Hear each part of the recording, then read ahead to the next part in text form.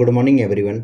आज हम इस वीडियो में जानेंगे, अभी हाल ही में वैकेंसी निकली है। अगर मैं बात करूं, ये है एसएससी सीजीएल की।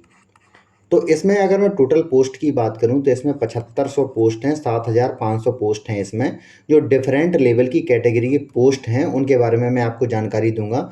तो इसका जो नोटिफिकेशन है वो आ चुका है और इसकी जो वैकेंसी है वो फिल होनी शुरू हो गई है। अगर मैं बात करूं तो इसका जो ऑनलाइन फॉर्म भरना शुरू हुआ है वो हुआ है 3 तारीख से, 3 अप्रैल से शुरू होगा, जो जारी रहेगा 5, मतलब अगर मैं बात करूं तो 3 मई तक ये फॉर्म जारी रहेगा, भरना इसका चालू रहेगा। अगर मैं बात करूं, देखिए इसका मेकिंग ऑनलाइन पेमेंट फीस तो जो जारी रहेगी वो रहेगी 4 मई तक ये जारी रहेगी। अगर मैं इसकी बात करूं, लास्ट डेट अगर मैं बात करूं, जनरेशन ऑन ऑफलाइन चालान, अगर आपको फीस अगर पेमेंट अगर आपको करनी है तो ऑफलाइन चालान के थ्रू अगर आप पेमेंट करना चाहते हैं तो ये किसी भी बैंक के द्वारा हो सकता है और 5 मई तक ये कर सकते हैं आप। अगर मैं टायर फर्स्ट की बात करूं, इसका एग्ज़ाम कब होगा, तो अगर मैं उसकी बात करूं तो जुलाई में शेड्यूल्ड है, तो ये आगे पीछे हो सकता है, तो इसके बारे में आप चेक कर सकते हैं। और इसका टायर सेकंड का जो एग्ज़ाम कब होगा तो वो नोटिफिकेशन जारी हो जाएगा। इस तरीके से हम देखेंगे। अगर मैं बात करूं ये कौन से लेवल की नौकरी देता है, तो इसमें ग्रुप बी और ग्रुप सी के लेवल की नौकरी देता है। तो आगे मैं आपको इसके जो पे स्केल में आपको बताऊंगा। अगर मैं बात करूं, इसमें डिफरेंट लेवल के इसमें जॉब हैं, जो अगर मैं सबसे ज़्यादा अगर पे लेवल की अगर मैं बात करूं तो इसमें लेवल 8 की आएंगी, जिसमें असिस्टेंट ऑडिट ऑफिसर आएगा, असिस्टेंट अकाउंट ऑफिसर, जो सबसे पेएबल इसमें वैकेंसी है। अगर मैं बात करूं इसकी जो एज लिमिट है, बहुत सारी ऐसी वैकेंसी है जिसकी जिसकी एज लिमिट 30 साल है, और बहुत सारी ऐसी इसमें वैकेंसीज हैं, बहुत सारी ऐसी जॉब्स हैं जिनकी एज लिमिट 27 साल है। लेकिन क्या होता है कि अगर आप डिफरेंट कैटेगरी से अगर आप आते हैं तो आपके एज में रिलैक्स उस हिसाब से मिलता जाता है। इस तरीके से हम देख सकते हैं, और आरक्षण भी उसमें मिलता है। अगर मैं पे लेवल 7 की बात करूं तो उसमें जो पे स्केल है 44,900 से 1,42,400 तक इसका पे स्केल जाएगा। इस तरीके से हम देख सकते हैं। और देखिए ये बहुत डिफरेंट लेवल में, डिफरेंट मिनिस्ट्री और डिफरेंट जो डिपार्टमेंट में काम करने का मौका मिलता है। जो लोग हम ये देखते हैं कि क्या होता है कि एक ये होता था कि आप यूपीएससी क्लियर करके आप सीधे सेंटर के आप ऑफिसर बन जाओ। लेकिन क्या होता है कि गवर्नमेंट का ये कहना था कि जो लेवल ग्रुप बी और ग्रुप सी के लिए अगर हमें जॉब अगर सर्च करनी है तो उसके लिए आपको एसएससी सीजीएल में ये रिक्वायरमेंट होता है कि आपकी मिनिमम क्वालिफिकेशन कम से कम ग्रेजुएशन तो होनी चाहिए, वो चाहे किसी भी स्ट्रीम से हो। इस तरीके से हम देखते हैं। तो इस तरीके से डिफरेंट लेवल की इसमें जॉब्स हैं, तो आप इसमें सर्च कर सकते हैं। जिस भी कैटेगरी में आप जॉब पाना चाहते हैं उस लेवल का आप फॉर्म भर सकते हैं। इस तरीके से हम देखेंगे। अगर मैं इसकी बात करूं तो इसमें ये सारी बहुत सारी इसमें पोस्ट इसमें हैं। अगर मैं बात करूं मिनिस्ट्री ऑफ फाइनेंस में, इसमें आप जा सकते हैं, मिनिस्ट्री ऑफ होम अफेयर में इसमें जा सकते हैं। इस तरीके से हम देख सकते हैं। इस तरीके से हम जानते हैं इसमें। तो अगर मैं देखिए आगे की बात करूं, इसमें क्या होता है कि हाँ, इस तरीके से हम देखेंगे। अब मैं आपको ये बाकी सारी चीज़ें मैं आपको बताऊंगा किस तरीके से। अगर टोटल वैकेंसी की अगर मैं बात करूं, टोटल वैकेंसी इसमें 7,500 इसमें टोटल वैकेंसी हैं, जो जिस भी आप कैटेगरी में आते हैं उसका आप भर सकते हैं। तो इसमें जो सबसे ज़्यादा इसमें रिक्वायरमेंट रहती है, आप भारत के नागरिक हो इतना ही पर्याप्त होता है। और अगर आप नेपाल के, भूटान के हो तब भी आप इसमें फॉर्म भर सकते हैं। अगर आप बाकी देशों में अगर आप रहते हैं, जिसमें जैसे पाकिस्तान है, बर्मा है, श्रीलंका है, ईस्ट अफ्रीका है, लेकिन अगर आप इंडियन ओरिजिन के हैं, अगर आप क्या होता है कि एनआरआई हैं, तभी आप ये फॉर्म फिल कर सकते हैं। इस तरीके से हम देखेंगे।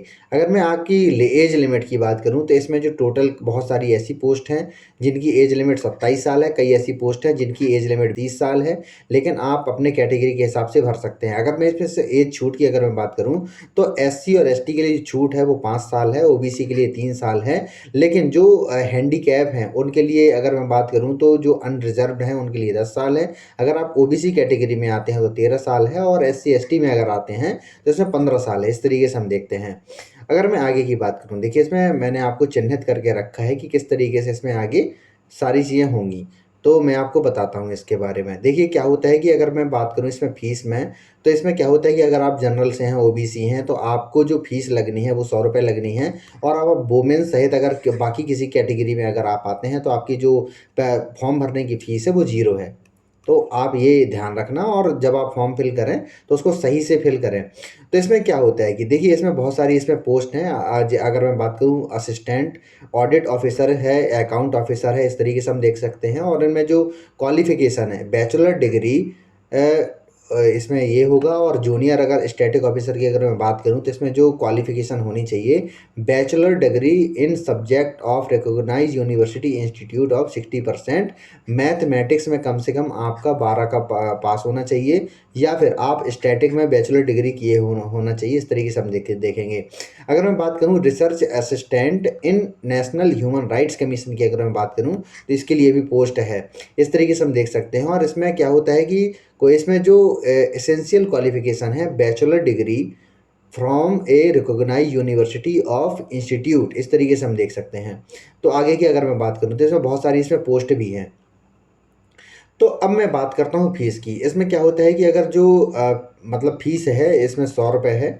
और बाकी ऐसे कैंडिडेट, जैसे अगर मैं वोमेन की बात करूँ, SC ST कैटेगरी से अगर आप आते हैं, अगर आप पर्सनल जो person with bench mark disability हैं, अगर आप कहीं से विकलांग हैं, दिव्यांग हैं, तो आपका जो फीस है वो 0 हो जाती है। और अगर आप इसका फीस जो पेमेंट होगा वो भीम के थ्रू कर सकते हैं, ऐप के थ्रू कर सकते हैं, नेट बैंकिंग के थ्रू कर सकते हैं, और ई चालान के थ्रू आप कर सकते हैं, बैंक में जाके इसकी फ़ीस जमा कर सकते हैं। इस तरीके से हम देखते हैं।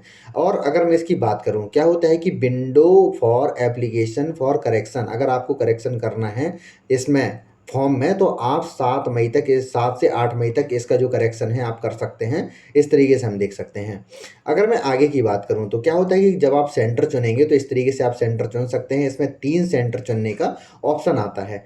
तो अगर आप चुनेंगे, तो क्या होता है कि अगर आप रीजन में हैं, तो आज जैसे आप अगर आप सेंट्रल रीजन के हैं, सेंट्रल रीजन के हैं, तो आप इनमें से मतलब 3 आप चुन सकते हैं, 3 ऑप्शन उसमें आएंगे। तो इस तरीके से आप देख सकते हैं। तो इनको ध्यान में रख के आप अपना फॉर्म भर सकते हैं जहां आपको सुटेबल लगे। अगर मैं इसके टायर की बात करूं, तो इसमें 2 टायर के से एग्ज़ाम लिए जाएंगे। और इसमें आगे की बात करता हूं कि किस तरीके से एग्ज़ाम होंगे, तो मैं आप बताता हूं। अगर मैं टायर फर्स्ट की बात करूं, देखिए टायर फर्स्ट में इसमें 4 पेपर आते हैं। एक्चुअल में 1 घंटे में 100 क्वेश्चन आएंगे जिनको आपको सॉल्व करना है। और अगर मैं बात करूं, देखिए इसमें 4 सब्जेक्ट इसमें पूछे जाते हैं, जिसमें जनरल इंटेलिजेंस एंड रीजनिंग आएगी, जनरल अवेयरनेस आएगी, मैथ आएगी, और इंग्लिश जो कॉम्प्रहेंसिव है वो आएगी। सभी के क्वेश्चन 25 क्वेश्चन पूछे जाते हैं। और अगर मैं बात करूं, सबके जो नंबर हैं वो 2-2 नंबर होते हैं। और अगर मैं इसमें क्या होता है कि ये सभी ऑब्जेक्टिव टाइप क्वेश्चन होते हैं। और अगर आप कोई भी नेगेटिव अगर मार्किंग अगर होती है, तो 0.5 की। इसका मतलब ये हुआ कि अगर आपको 2 नंबर मिल रहे हैं, और अगर आपका एक गलत अगर होता है, तो आपका 0.5 आपका कट जाएगा। इस तरीके से हम देखेंगे, तो इसको 1/4 हम बोलते हैं। नेगेटिव मार्किंग 1/4 की इसमें देखी जाएगी। अगर जो भी कैंडिडेट इसमें टायर फर्स्ट में पास होते हैं, तो वो टायर सेकंड के लिए एलिजिबल हो जाएंगे ऑटोमेटिकली। उसमें आपको टायर जो सेकंड है उसके एग्ज़ाम देने को मिलेगा। इसमें क्या पूछेगा, अभी पिछले साल ही इसका जो पैटर्न है वो चेंज हुआ है। तो पहले क्या होता था कि इंग्लिश और मैथ पूछे जाते थे, तो वो बच्चे जो बाकी मतलब इंग्लिश और मैथ इतनी नहीं आती, लेकिन बाकी सब्जेक्ट भी उनको ठीक ठाक आते हैं, तो उनके लिए ये फ़ायदेमंद होगा। पिछली साल 20,000 वैकेंसी आई थी, इस साल 7500 वैकेंसी आ चुकी है। तो आप इसके लिए तैयारी कर सकते हैं। तो अगर मैं इसमें बात करूं टायर सेकंड में क्या क्या पूछा जाएगा, तो टायर सेकंड में पहले अगर मैं बात करूं, मैथमेटिक पूछा जाएगा, मैथ आपकी पूछी जाएगी, रीजनिंग पूछी जाएगी। और इनमें अगर मैं नंबर ऑफ क्वेश्चन की बात करूं, तो उसमें 30-30 क्वेश्चन पूछे जाएंगे, और इसमें टोटल 60 क्वेश्चन होंगे। और एक जो क्वेश्चन है वो 3 नंबर का होगा, और 1 घंटा वो मतलब इसमें दिया जाएगा। इस तरीके से हम देखेंगे, 60 क्वेश्चन इसमें पूछे जाएंगे। अगर मैं बात करूं, इसमें जो सेकंड सेक्शन होगा उसमें इंग्लिश लैंग्वेज और जो कॉम्प्रहेंशन है वो पूछा जाएगा, और इसमें जनरल अवेयरनेस होगी। अगर दोनों की बात करूं, तो इसमें इंग्लिश के क्वेश्चन 45 होंगे, और जनरल अवेयरनेस के क्वेश्चन 25 होंगे। जो टोटल इसमें अगर मैं बात करूँ, तो ये 210 नंबर का होगा। अगर इसमें सेक्शन 3 की बात करूँ, तो इसमें कंप्यूटर नॉलेज इसमें पूछा जाएगा, जो 20 नंबर का होगा। प्रत्येक क्वेश्चन इसमें 3 नंबर का पूछा जाएगा, और 60 नंबर का ये पेपर होगा। अगर मैं सेक्शन थर्ड की अगर मैं बात करूं, तो इसमें डेटा एंट्री स्पीड टेस्ट होगा, जो 1 डेटा एंट्री टेस्ट इसको माना जाता है। अगर मैं पेपर सेकेंड, अगर जो बच्चे इसमें वो होते हैं, तो अगर स्टैटिक की बारे में बात करूं, जिसमें मैंने अभी आपको बताया था, तो उसमें स्टैटिक के 100 क्वेश्चन पूछे जाएंगे, जो प्रत्येक क्वेश्चन 2 नंबर का होगा, जो 200 नंबर का पेपर होगा। अगर मैं पेपर थर्ड की बात करूं, तो इसमें general study finance and economy ये पेपर अलग होगा, जो इसमें स्टैटिक से जो भरने वाले हैं फॉर्म, उनकी मैं बात कर रहा हूँ, उनके लिए पेपर थर्ड भी इसमें वो होगा। तो इसमें अगर मैं general study, finance and economics की अगर मैं बात करूँ तो इसमें 100 क्वेश्चन पूछे जाएंगे। प्रत्येक क्वेश्चन 2 नंबर का होगा, 200 नंबर का ये इसमें पूर्णांक होगा। इस तरीके से हम देखेंगे। अगर मैं बात करूँ, देखिए अगर मॉड्यूल अगर मैं फर्स्ट की बात करूँ तो उसमें मैथ आती है। अगर मॉड्यूल सेकंड की बात करूँ तो उसमें रीजनिंग और जनरल इंटेलिजेंस आती है। अगर मैं सेक्शन सेकंड के मॉड्यूल फर्स्ट की बात करूँ तो इसमें इंग्लिश लैंग्वेज और कॉम्प्रिहेंशन इसमें आता है। अगर मैं मॉड्यूल सेकंड की अगर मैं बात करूँ तो इसमें जनरल अवेयरनेस आती है। अगर मैं सेक्शन थर्ड की बात करूँ तो कंप्यूटर नॉलेज टेस्ट आता है। अगर मॉड्यूल सेकंड की बात करूँ तो डेटा एंट्री स्पीड टेस्ट इसमें आता है। इस तरीके से हम देखेंगे। तो आगे मैं आपको बताता हूँ इसमें क्या क्या पूछा जाता है। देखिए क्या होता है कि लैंग्वेज में मतलब अगर मैं इंग्लिश तो होती है, साथ में उसमें जो कॉम्प्रहेंशन है उसमें बहुत अच्छे आपको आना चाहिए। इस तरीके से हम देखते हैं। आगे अब मैं बात करता हूँ। क्या होता है कि अगर मैं टायर फर्स्ट की बात करूँ तो जनरल इंटेलिजेंस एंड रीजनिंग में ये सारी जो इसमें बहुत सारी कैटेगरी हैं, बहुत सारी इसमें टॉपिक्स हैं, वो उनके बारे में पूछा जाता है।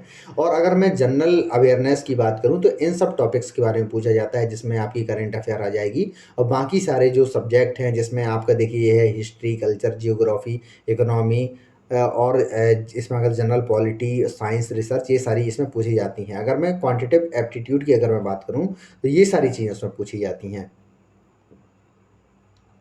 अगर मैं इंग्लिश की बात करूँ तो इंग्लिश में ये सारी चीज़ें आती हैं, तो आप इसको देख सकते हैं। अगर मैं टायर सेकंड की बात करूँ तो टायर सेकंड में मैथमेटिक्स, क्योंकि मॉड्यूल फर्स्ट के सेक्शन फर्स्ट के पेपर फर्स्ट में ये सारी चीज़ें पूछी जाएगी, जिसमें number system, fundamental arithmetical operation इसमें पूछे जाएंगे, अलजेब्रा, ज्योमेट्री, मेंसुरेशन, ये सारी चीज़ें इसमें आने वाली हैं। और अंदर के जो टॉपिक हैं वो आने वाले हैं। इसमें जो ट्रिग्नोमेट्री है, ये सारी चीज़ें इसमें आने वाली हैं। अगर मैं मॉड्यूल सेकंड की अगर मैं बात करूँ, रीजनिंग की बात करूँ, रीजनिंग और जनरल इंटेलिजेंस इसमें पूछी जाएगी। ये सारे जो टॉपिक हैं ये सारे इसमें पूछे जाएंगे।